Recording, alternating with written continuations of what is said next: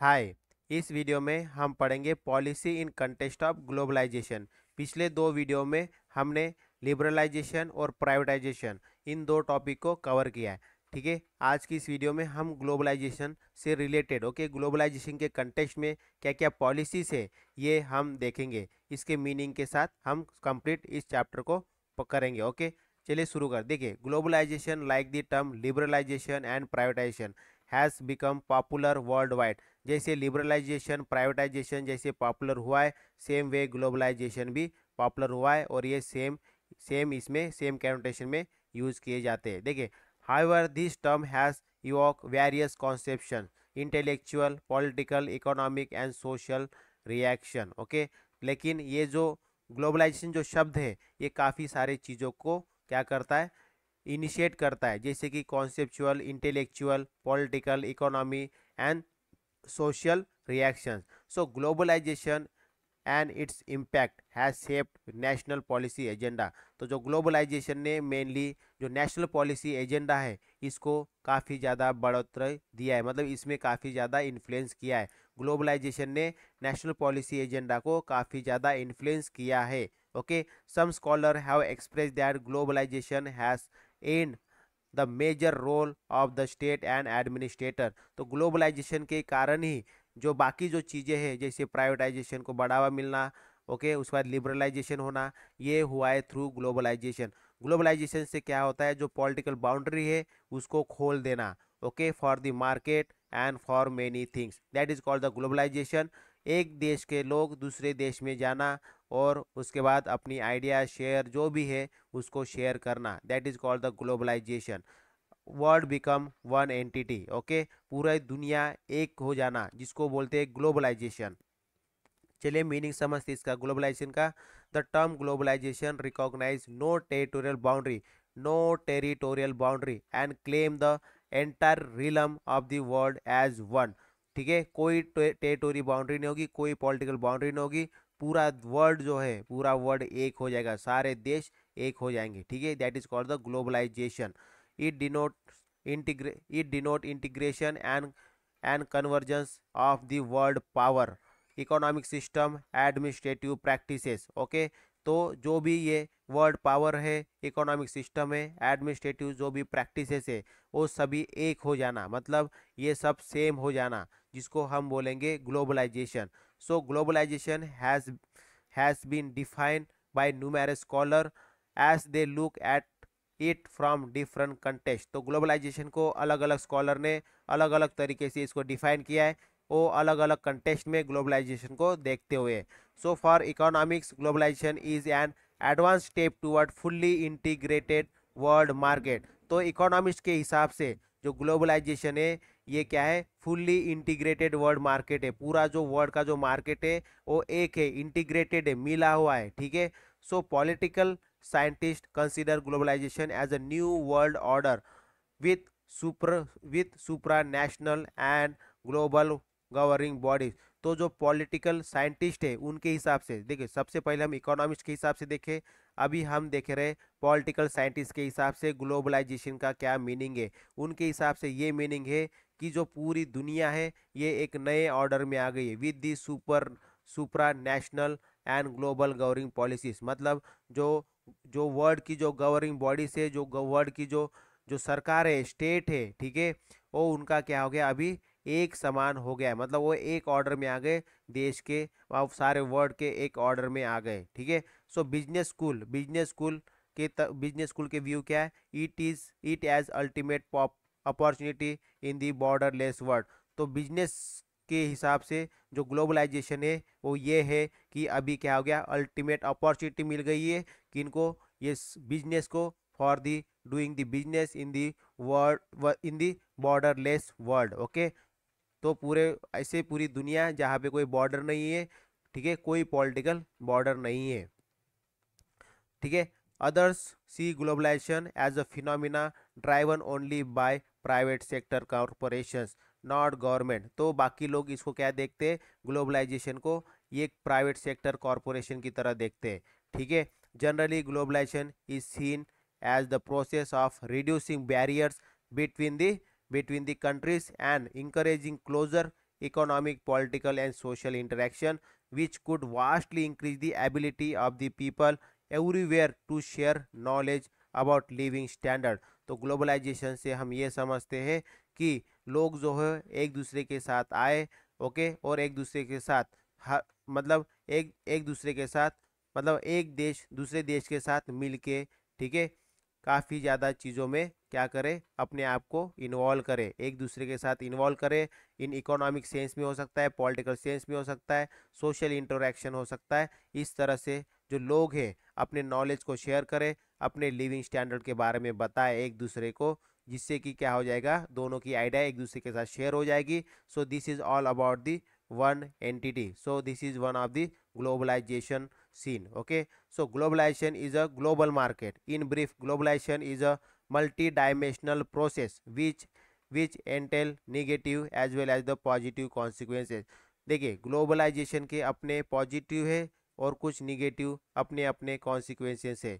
तो इसको जो जिस तरह से देखता है उसको उस तरह से इसके जो नुकसान है या उसके जो भी मतलब कॉन्सिक्वेंसेस है ग्लोबलाइजेशन होने से क्या होगा, मतलब क्या हुआ है, पॉजिटिव नेगेटिव जो भी चीज़ें हैं वो एज पर द व्यू आपको दिखाई देंगे।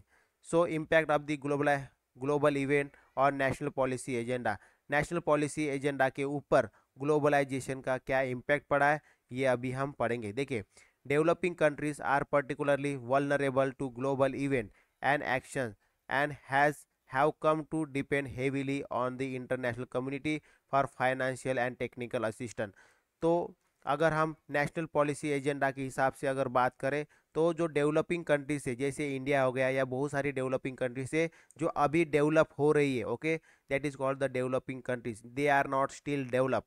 सो वो क्या है, ग्लोबलाइजेशन के कंटेक्स्ट में मतलब ग्लोबलाइजेशन के हिसाब से वल्नरेबल हो गए।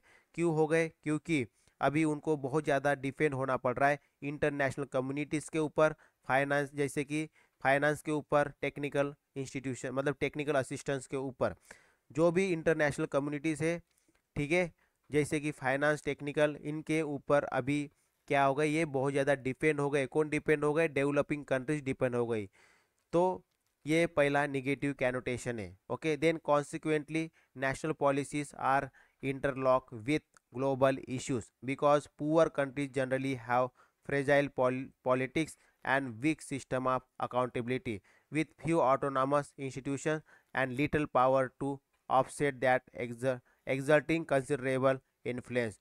तो जो देखिए इसका जो नेशनल पॉलिसी के ऊपर काफ़ी ज़्यादा असर पड़ा है क्योंकि जो पुअर कंट्रीज है, okay, because poor countries generally have fragile policies and weak system of accountability. जो गरीब देश होते हैं उसमें क्या है, सरकार के ऊपर बहुत कम क्या होते हैं, चेक एंड बैलेंस होते हैं, ठीक है। तो इससे क्या हो जाता है, इससे जो बाकी के जो इंस्टीट्यूशंस है, ओके, ये सब क्यों होता है? क्योंकि जो बाकी के इंस्टीट्यूशंस है देश के अंदर वो क्या है, ऑटोनॉमस नहीं है, ठीक है, बहुत कम ऑटोनॉमस इंस्टीट्यूशंस होते हैं, उनके पास बहुत लिटिल पावर होता है, ठीक है। तो इसी के चलते क्या होता है, इसी के चलते हुए देश के अंदर, ठीक है, जो देश के अंदर जो पॉलिटिकल जो सिनारियो वो काफ़ी ज़्यादा, जो पॉलिटिकल अकाउंटेबिलिटी क्या होती है वो बहुत ज़्यादा कम होती है। देखिए इसको और अच्छे से समझते, देखिए क्या होता है, देखो ग्लोबलाइजेशन से क्या हो गया, ग्लोबलाइजेशन से हमें ये भी समझ में आ गया। देखिए अगर देश के अंदर अगर पॉलिटिकल सिस्टम अगर वीक रहेगी तो इसका मतलब क्या है, पॉलिटिकल सिस्टम वीक है इसका मतलब जैसे अगर कोई प्राइवेट कंपनी है, अगर प्राइवेट कंपनी को अगर हम पावर देंगे, ओके, उसको ऑटोनॉमस बनाएंगे तो क्या हो जाएगा, वो काफ़ी ज़्यादा डेवलपमेंट करेगा, ठीक है। और दूसरी चीज़ ये इम्पोर्टेंट है इसमें ये है कि जो ग्लोबलाइजेशन में जो जो मतलब जो पुअर कंट्रीज होती है उनकी जो पॉलिटिकल जो सिस्टम होती है वो क्या होती है, वीक होती है। इसका मतलब ये कि जो आम जनता है वो उनको चेक नहीं करते, ठीक है। जो बड़ी बड़ी देश के अंदर जो बड़ी बड़ी पावर्स होती है वो उनको चेक नहीं कर पाते। क्यों नहीं चेक कर पाते? Because of the weak system of accountability, okay. तो इसके वजह से क्या होता है, जो वीक सिस्टम ऑफ अकाउंटेबिलिटी होती है, वीक सिस्टम ऑफ अकाउंटेबिलिटी और जो पॉलिटिक्स है देश की वो कमज़ोर होने की वजह से जो प्राइवेट कंपनीज होती है, ओके, जो वो क्या होती है, उनके पास बहुत कम पावर होता है, वो ऑटोनॉमस नहीं होती है, जिससे कि क्या होगा, जिससे कि देश की इकोनॉमी के ऊपर अल्टीमेटली इसका इफेक्ट पड़ेगा। The boundaries of the political system are no longer impermeable to outside pressure and influence. तो इससे क्या हो जाएगा, जो बाहर की जो बाहर की जो कंपनीज है, बाहर के जो भी मतलब जो भी बाहर की जो भी जितने भी मार्केट है, क्या हो जाएगा, वो उनको परमिशन नहीं मिलेगा to work inside the country, okay, because of the weak political system, okay. So public policy now take a place in the world system as well as the national policy political system. तो अभी ये जो ये week system बनी है, देश की week political system बनी है, तो अभी ग्लोबलाइजेशन के चलते हुए क्या हो गई, अभी ये जो वीक सिस्टम बनी है इसमें काफ़ी ज़्यादा बदलाव मिला है, ठीक है, काफ़ी ज़्यादा सुधार मिला है। मतलब अभी ये इसके जो इस देश की जो नेशनल पॉलिसी है, ओके, जो नेशनल पॉलिसी है उसमें अभी बहुत ज़्यादा इम्प्रूवमेंट आया है because of the globalisation, okay. क्यों? क्योंकि प्राइवेट जो एंटिटीज़ है अभी वो क्या कर रही है, इनके ऊपर प्रेशर डाल रही है बिकॉज ऑफ द ग्लोबलाइजेशन। तो world has become a single social system as a result of growing tie of interdependency. क्योंकि एक दूसरे अभी अभी एक दूसरे के साथ अभी क्या हो गई, ये मतलब ये कंट्री हो गई, ये कंट्री हो गई, अभी ये दोनों क्या हो गई, एक दूसरे के साथ डिपेंडेंट हो गई, okay. They are interdependent to each other and because of that अभी क्या हो रहा है, गवर्नमेंट के ऊपर प्रेशर पड़ रहा है, गवर्नमेंट के ऊपर प्रेशर पड़ रहा है। तो जो वीक जो पॉलिटिकल जो उसकी सिस्टम थी अभी उसमें काफ़ी ज़्यादा उसके पॉलिसी में, ठीक है, उसमें रूल एंड रेगुलेशन में और उसकी गवर्निंग सिस्टम में काफ़ी ज़्यादा बदलाव देखने को मिल रहा है। क्यों बदलाव देखने को मिल रहा है? बिकॉज ग्लोबलाइजेशन के वर्ड चलते हुए अभी क्या हो गया, हर कोई एक दूसरे के साथ मिल रहा है, अपने आइडियाज़ को शेयर कर रहा है, गुड्स एंड सर्विसेज एक दूसरे के साथ ट्रांसफ़र हो रही है। तो उसके वजह से अभी पॉलिटिकल सिस्टम में भी काफ़ी ज़्यादा बदलाव देखने को मिलता है, okay. The point is that there is a new kind of interplay between the transnational companies and national and the world economics, okay. So Anthony Giddens has observed that transnational corporations, growing economic integration, globalization of communication and media are the major factor that make globalize। तो ग्लोबलाइजेशन का main जो जो चिंगारी है वो किन्होंने दिया है, इन्होंने दिया है mainly communication, media, okay, transnational corporations, okay, growing economic integrations and, ठीक है, ये सब ने मेनली ग्लोबलाइजेशन को बढ़ावा दिया है, ओके। इन्हीं ने ग्लोबलाइज किया है पूरे वर्ल्ड को, कम्युनिकेशन ने, मीडिया ने। उसके बाद जो जो इकोनॉमिक इंटीग्रेशन हुआ है एक देश दूसरे देश के साथ, गुड्स एंड सर्विसेज का ट्रांसपोर्टेशन, ठीक है, ओके, ट्रांसनेशनल कॉरपोरेशंस, ये सभी मेनली क्या है, ये मेनली इनर्शिया है for the globalisation. The policy makers in one country seek to emulate for becoming the part of the global environment। तो अभी हर एक देश के जो पॉलिसी मेकर्स है अभी वो चाहते हम भी हिस्सा बने ग्लोबल इन्वायरमेंट के। with globalization there is a great scope of interaction between the national state and other country, okay, with the nation state and the other countries। तो ग्लोबलाइजेशन के चलते हुए क्या हो रहा है, जो देश की आम जनता भी है वो अपने स्टेट के साथ, ओके, मतलब अपने गवर्नमेंट के साथ अभी अच्छे से बात कर पा रही है, अपनी आइडियाज़, अपने जो भी प्रॉब्लम है वो सभी शेयर कर पा रहे हैं। और एक गवर्नमेंट दूसरे देश के साथ, मतलब दूसरे स्टेट के साथ, दूसरे गवर्नमेंट के साथ, दूसरे देश के साथ अभी इंटरेक्शन कर रही है, अपने आइडियाज़ को शेयर कर रहे हैं। A nation state has now come to exercise less control, okay, on the policy agenda than it was in the second half of the 20th century। तो अभी अभी ग्लोबलाइजेशन के चलते हुए जो नेशन स्टेट है इनका जो कंट्रोल है वो अभी कम हो रहा है, किसके ऊपर, पॉलिसी एजेंडा के ऊपर, okay. So from the national perspective this means that policy agenda may be global but the policy making and implementation remain national. तो बात तो वही है कि पॉलिसी जो है वो देश के अंदर ही बन रही है, लेकिन अभी जो है मेनली ग्लोबल कंटेक्स्ट में बन रही है, ओके। ग्लोबल ग्लोबल मतलब जग वर्ल्ड के अंदर क्या सिनारियो चल रहा है उसको देखते हुए एक देश, ओके, अपने देश के अंदर पॉलिसी बना रहा है। अल्टीमेटली ये जो पॉलिसी बना रहा है अपने देश के अंदर, इसका गवर्नेंस बाकी वर्ल्ड में भी हो रहा है, ओके। सो इस तरह से जब पॉलिसी बना रहा है कोई देश तो वो ये ध्यान में भी रख रहा है कि ग्लोबलाइजेशन कंटेक्स्ट में क्या चीज़ें हो रही है, ठीक है। Then there is a new kind of interplay between transnational companies and the national and the world economy, ठीक है।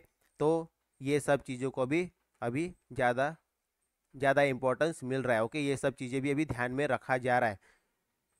Global politics has an added role to play in determination of national policies, especially in developing nations. Global issues interact with the national issues, which in turn interact with the local level issues. तो अभी जो global issues है उसको अभी काफ़ी ज़्यादा importance दिया जाता है, किसमें, नेशनल पॉलिसीज़ के अंदर, ओके। सो अगर मान लीजिए इन्वायरमेंट से रिलेटेड कोई ग्लोबल इशू है कि अभी वर्ल्ड में, ठीक है, बहुत ज़्यादा पोल्यूशन हो रहा है, तो जब देश की पॉलिसी बनाई जाएगी तो उसमें इन्वायरमेंट को भी काफ़ी ज़्यादा ध्यान में रखा जाएगा। While making the policy, what are the thing that will we make to improve the environment. तो इस तरह से जो ग्लोबल इशू रहेगा उसको अभी देश के इशू के साथ भी जोड़ा जा रहा है, ठीक है।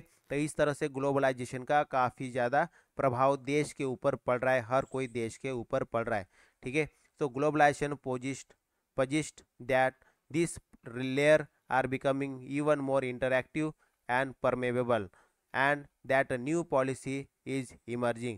तो अभी क्या हो रहा है, ग्लोबलाइजेशन चलते हुए नई पॉलिसी इमर्ज हो रही है, okay. Most developing countries undertook significant liberalisation of their trade regime during late 1980s and the 1990s, slashing tariff, reducing non-tariff barriers to trade and privatizing public enterprises under the pressure of World Bank and European countries. तो world bank जैसे जो world की जो अलग अलग institutions है, ठीक है, वो भी काफ़ी ज़्यादा अपने पॉलिसीज़ के माध्यम से देश के पॉलिसीज़ के ऊपर प्रभाव डालती है, जैसे कि वर्ल्ड बैंक हो गया, ठीक है। इस तरह से ग्लोबलाइजेशन के चलते हुए अलग अलग जो जो वर्ल्ड वर्ल्ड इंस्टीट्यूशंस है, जैसे कि यूरोपियन कंट्रीज हो गई, ये सभी वर्ल्ड के ऊपर काफ़ी ज़्यादा प्रभाव डाल रहे हैं, ठीक है। तो globalization implication for national policy agenda, ठीक है, अभी हम इसको पढ़ते हैं। Today the world experiencing a high degree of globalization and feeling its impact. Globalization has transform the polity as well as the society. जो ग्लोबलाइजेशन है उसने पॉलिटी और सोसाइटी दोनों को अभी ट्रांसफॉर्म कर दिया, चेंज कर दिया। In fact as discussion earlier, globalization has many consequences, both positive and negative for society and their governing system, okay.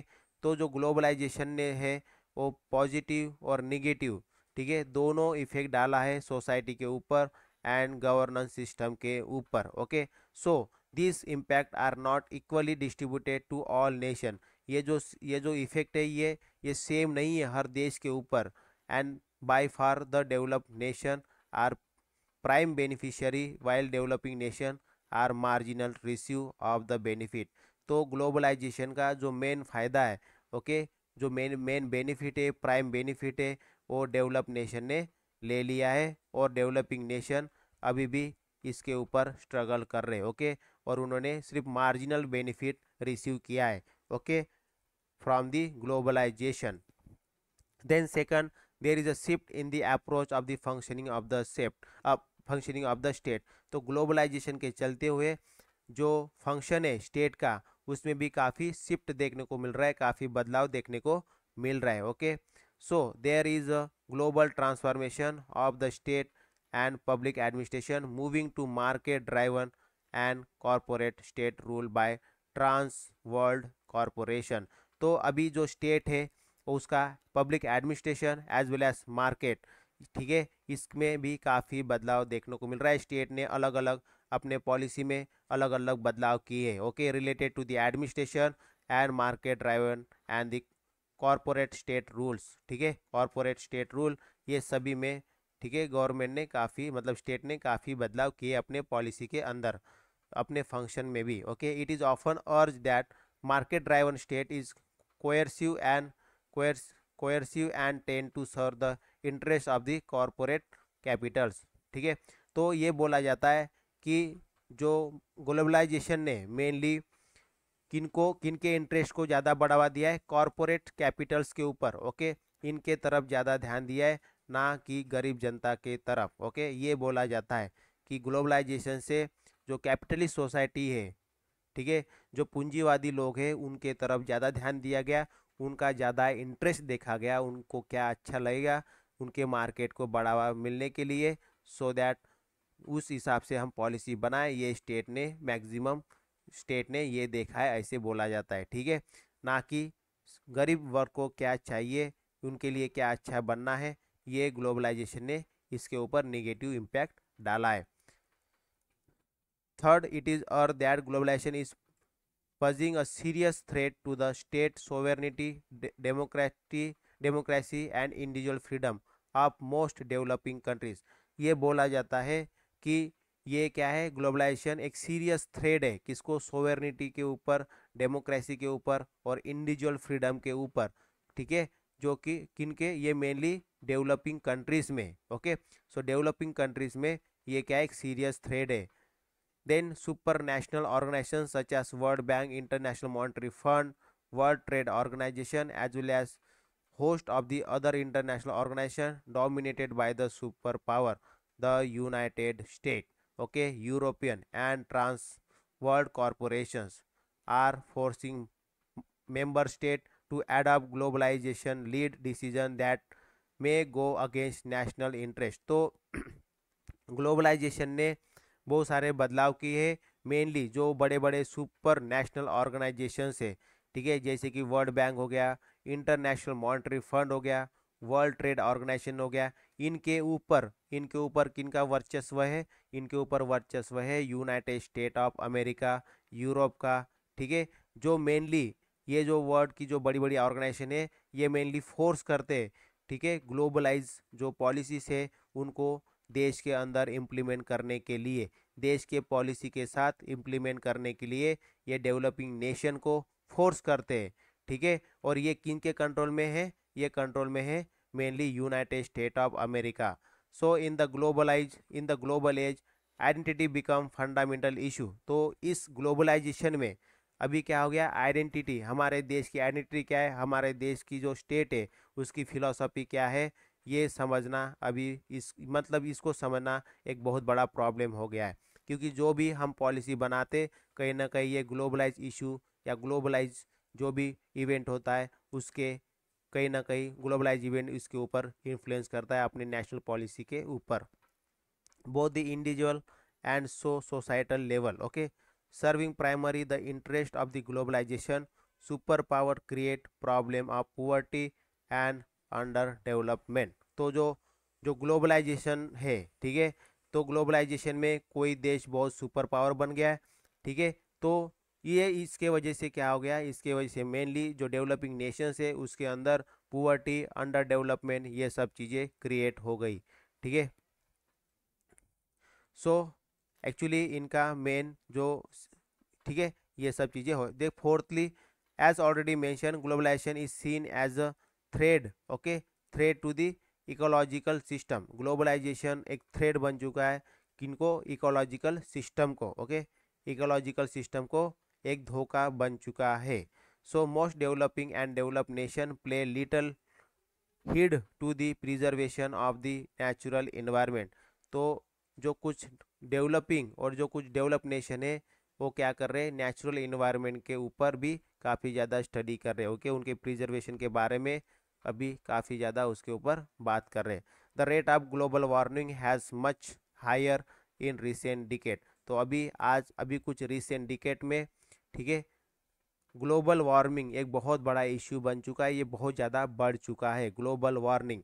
So because of the globalization, so this has in turn resulted in increase average temperature of the ocean, decline the glacier and snow cover. तो global issue के चलते, मतलब global warming के चलते जो temperature है वो काफ़ी बढ़ चुका है। अब टेम्परेचर कैसे बढ़ा, देखिए, ग्लोबलाइजेशन के वजह से काफ़ी इंडस्ट्री बढ़ चुकी है, इंडस्ट्री बढ़ने से क्या हो गया, काफ़ी ज़्यादा पेड़ पौधे, ठीक है, ये सब चीज़ें कट हो गई, तो उसके वजह से क्या हो गया, ग्लोबल वार्मिंग आ गई, ओके। तो ग्लोबल वार्मिंग के चलते हुए इसका अल्टीमेटली नेचुरल इफेक्ट, मतलब इकोलॉजिकल सिस्टम के ऊपर काफ़ी ज़्यादा इफेक्ट पड़ा है, जैसे कि ग्लेशियर का, और ग्लेशियर का टेम्परेचर बढ़ गया है, स्नो कवर उससे कम हो रहा है। Okay, so there has been 70% increase in the green house gases such as carbon dioxide, methane, nitrogen oxide in the atmosphere in the past 50 year. तो लास्ट 50 ईयर्स में ग्रीन हाउस गैसेस 70% बढ़ गई है। Okay, so green house gases में कौन सी आते हैं? कार्बन डाइऑक्साइड, मीथेन और नाइट्रस ऑक्साइड। तो ये जो ग्रीन हाउस गैसेस है ये लास्ट 50 ईयर्स में, ठीक है, लास्ट 50 ईयर्स में 70% बढ़ चुकी है।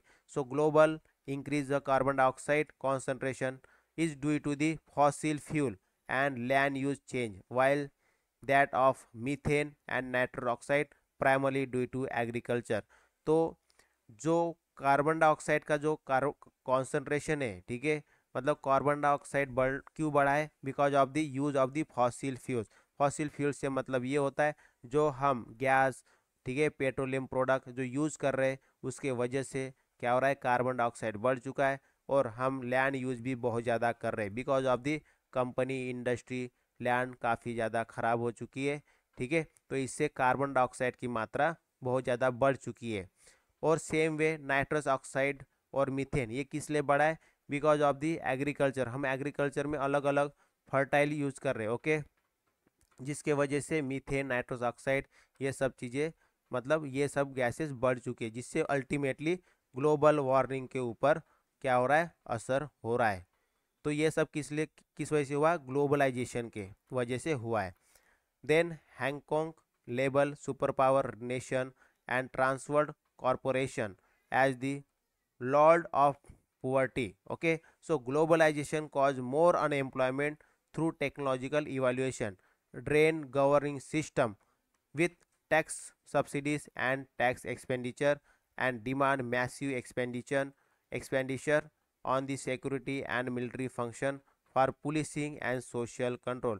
तो ग्लोबलाइजेशन के चलते हुए अनएम्प्लॉयमेंट बढ़ा। अनएम्प्लॉयमेंट बढ़ने का मेन कारण है टेक्नोलॉजिकल इनोवेशन, जिससे उसके बाद क्या हो गया? जो गवर्निंग सिस्टम है, ठीक है, इसमें काफ़ी ज़्यादा, मतलब गवर्निंग सिस्टम काफ़ी ज़्यादा चेंज हो चुका है। मेनली टैक्स सब्सिडी देने से टैक्स एक्सपेंडिचर बढ़ गया है। उसके बाद डिमांड मैसिव एक्सपेंडिचर, सिक्योरिटी, मतलब देश की जो इकोनॉमिक सिस्टम है उसमें भी काफ़ी ज़्यादा ड्रेनेज हमें देखने को मिलती है। बिकॉज गवर्नमेंट ने क्या किया है?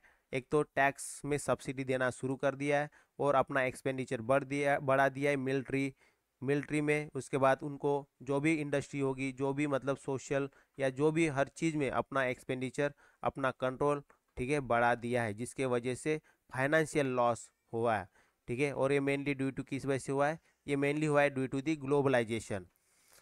तो the result is increasing crisis in the governance and public administration and eventually social revolution at home and world wide. तो इस तरह से ग्लोबलाइजेशन से काफ़ी ज़्यादा दिक्कत हुई है ये, ठीक है। हैंकॉक 1989 में इन्होंने एक्चुअली कहा है। ओके, देन फ्रजाल्ड मैंड इन्होंने क्या कहा है? Globalization will produce more war not less globalized force, okay, and institutions will use violence to promote the goal of corporate globalization. okay, तो इन्होंने ये कहा है कि ग्लोबलाइजेशन ने क्या किया है? बहुत ज़्यादा वार, ओके, प्रोड्यूस किया है, and less globalizing force and institution, ठीक है, जो कि मेनली वायलेंस को क्या करे? Violence promote the goals and corporate globalization. Okay, on the other hand, Gideon claimed that global age peace security depend on the cooperation of nation, as well as the recognition that no nation, however powerful, can cope with the problem it faces alone. He has observed creating cosmopolitan nation with the overall identity but happy in their diversity is the main way in which the effective international agenda can be forced and further. Okay, so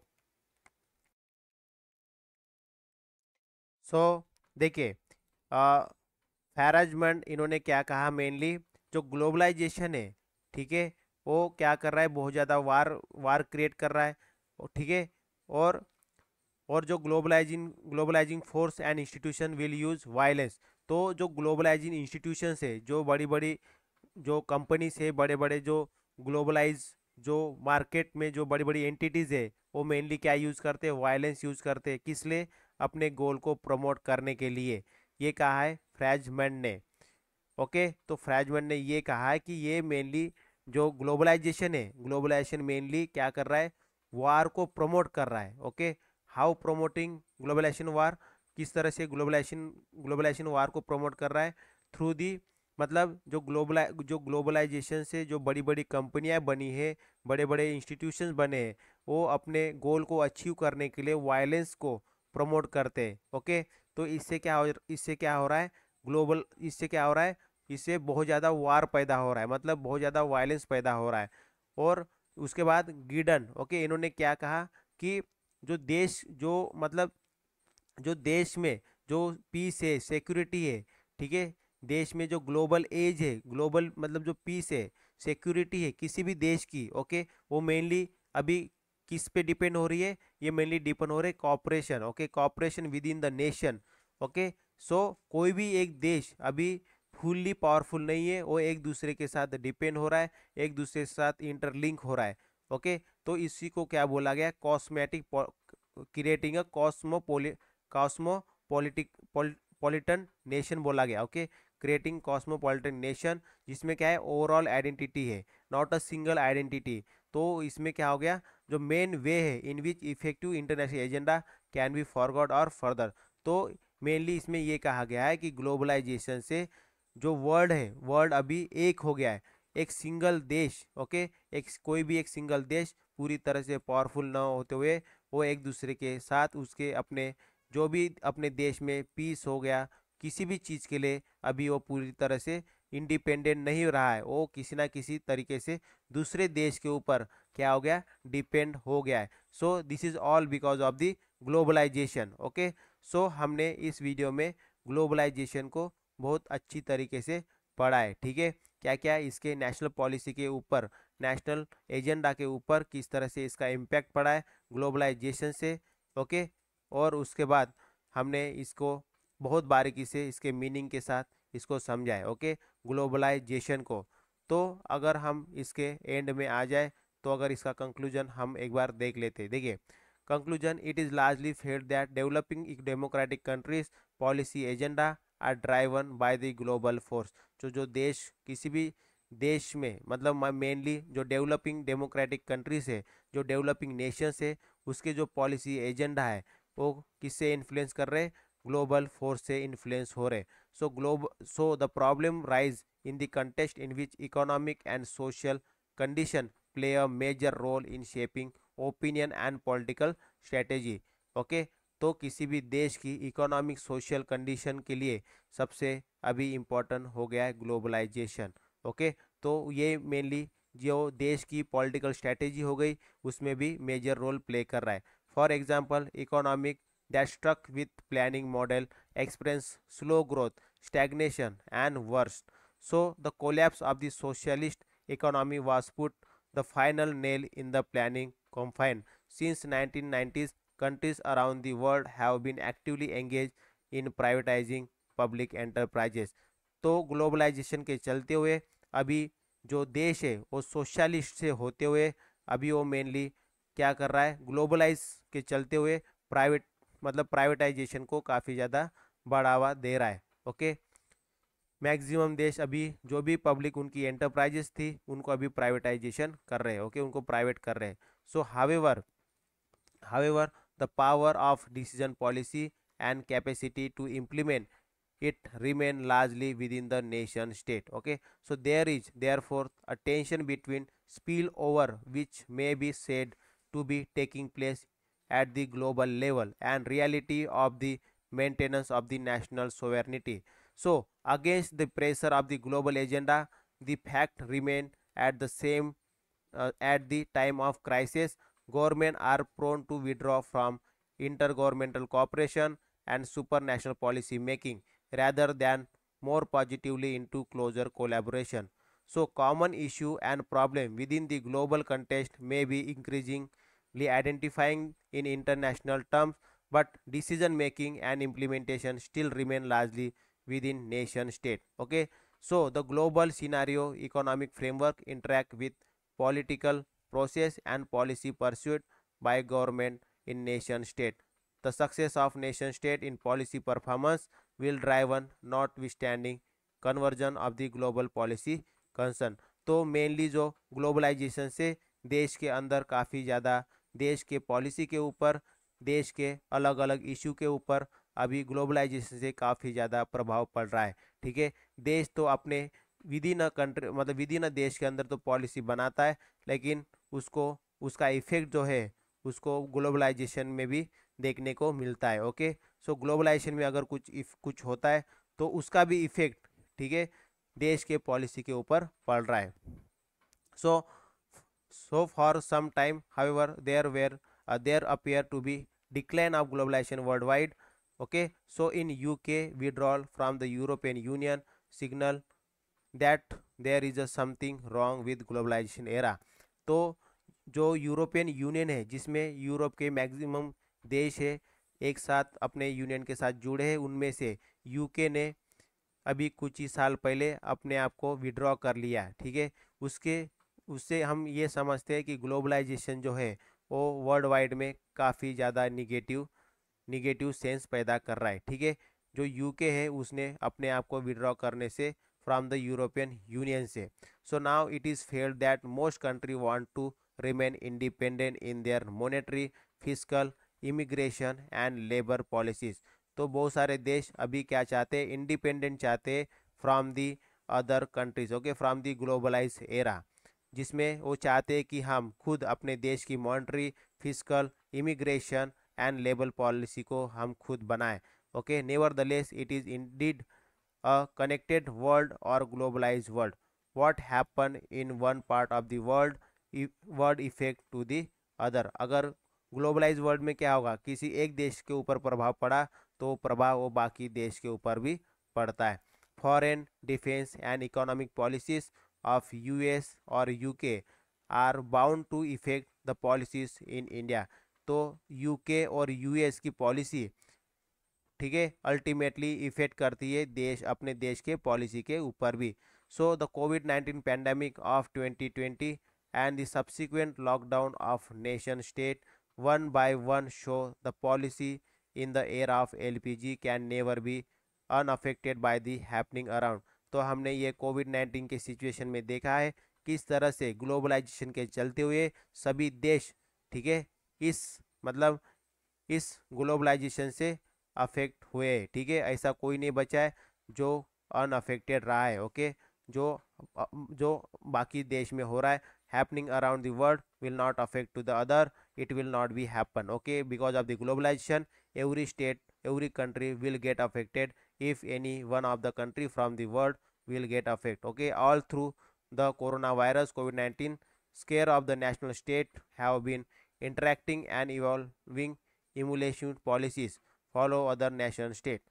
The vaccine developed by individual country could be administered globally. This unit deal with the nature of liberalization, globalization, privatization, that is LPG. It study the impact of policy process in different countries. तो हमने mainly क्या पढ़ा, हमने mainly 3 word पढ़ा, liberalisation, privatisation और globalisation. तो इन तीनों word को देखते हुए हमने ये देखा कि इनसे देश के पॉलिसी के ऊपर, वर्ल्ड के ऊपर, ठीक है, किस तरह से प्रभाव पड़ता है.